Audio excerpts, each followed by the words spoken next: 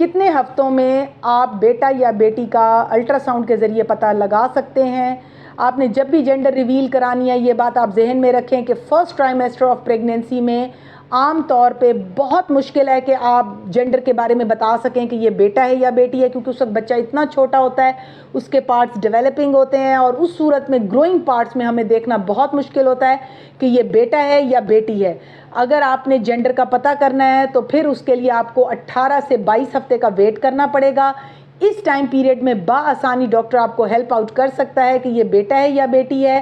جو بہت اچھے الٹرا سونوگرافسٹ ہیں وہ آپ کو 14 ہفتے میں بھی جینڈر کے بارے میں بتا سکتے ہیں، لیکن یاد رکھیں سٹارٹنگ آف پریگنینسی میں ڈاکٹر غلط ہو سکتا ہے۔ اگر آپ نے جینڈر ریویل کرانی ہے، پتہ کرنا ہے یہ بیٹا ہے یا بیٹی ہے، تو اس کے لیے آپ کو 18 سے 22 ہفتے کا ویٹ کرنا پڑے گا۔ اس میں ڈاکٹر آپ کی بآسانی ہیلپ کر سکتے ہیں۔